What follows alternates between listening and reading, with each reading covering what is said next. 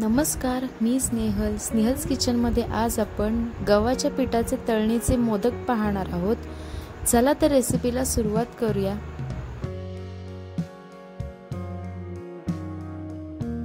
गव्हाच्या पिठाचे तळणीचे मोदक करण्यासाठी साहित्य बघून घेऊया। 1 वाटी गव्हाचे पीठ घेतलेले आहे, तेल, अर्धी वाटी खोबरं आहे, किसलेलं ओलं खोबरं, अर्धी वाटी बारीक रवा, गूळ किसून घेतला आहे, चवीनुसार मीठ, वेलची पावडर आणि काजूचे तुकडे। तळणीच्या मोदकांसाठी सारण तयार करून घेऊया। ओलं खोबरं,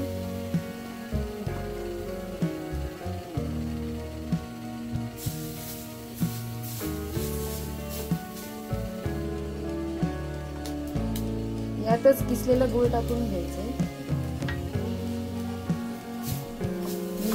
मीडियम टू लो फ्लेमवरच ही प्रोसेस करून घ्यायची आहे, नाहीतर ओलं खोबरं जळण्याची शक्यता असते। गूळ वितळत आलं थोडं की यातच वेलची पूड टाकून घ्यायची। खूप छान चव येते वेलची पूड टाकून। आणि काजूचे तुकडे, जे ड्रायफ्रुट्स तुमच्याकडे अवेलेबल असतील ते तुम्ही टाकू शकता। बघू शकता गूळ पूर्ण वितळलेला आहे, पाणी आटलेलं आहे, सारण तयार झालेलं आहे। गव्हाचे पीठ एका प्लेटमध्ये काढून घेतलेलं, त्यातच चवीनुसार मीठ टाकून घेतलं, बारीक रवा टाकून घेतला, त्यात मिक्स करून घेऊया सगळं।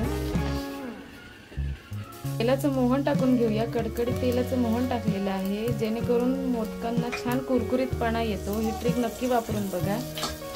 मिक्स करून घेऊया सगळं। गरम असल्यामुळे चमच्याच्या साहाय्यानेच मिक्स करून घ्यायचंय। तुम्ही बघू शकता या पद्धतीनेच मूठ वळली गेली पाहिजे, याचा अर्थ तळणीचे मोदक अगदी परफेक्ट होणार आहेत। आता थोडं थोडं पाणी घालून पीठ मळून घ्यायचं आहे। मोदकांसाठी पीठ तयार आहे, याचे गोळे करून घेऊयात।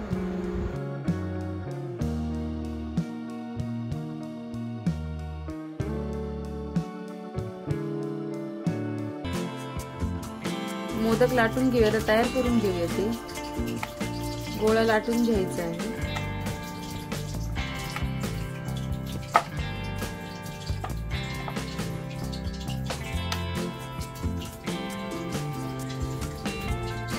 सारण भरून घ्यायचंय त्यात।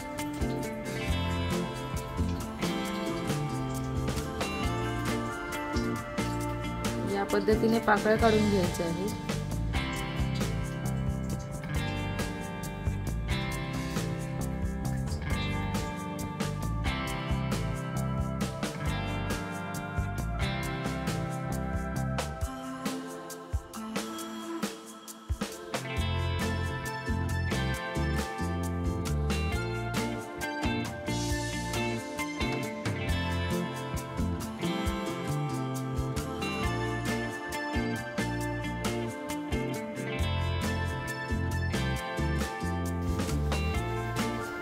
तळण्यासाठी कढईत तेल गरम केलेलं आहे, त्यात एक एक करून मोदक टाकून घेऊया।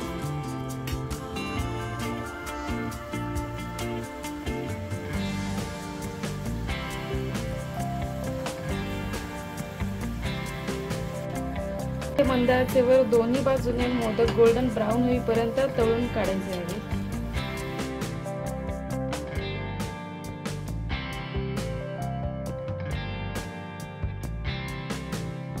तळणीचे मोदक तयार आहेत, ते एका प्लेटमध्ये सर्व करून घेऊया।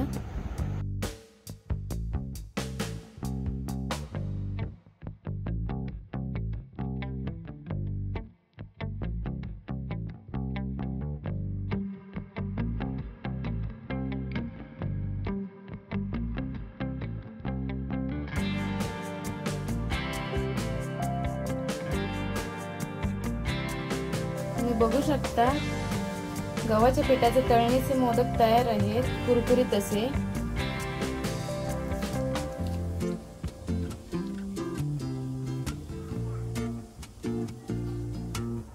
रेसिपी तुम्ही नक्की ट्राय करून बघा। कशी वाटली ते कमेंट्स मध्ये कळवायला विसरू नका। ही रेसिपी आवडली असेल तर लाईक, शेअर, सबस्क्राईब नक्की करा। भेटूया पुढच्याच नवीन रेसिपीज मध्ये। तोपर्यंत धन्यवाद।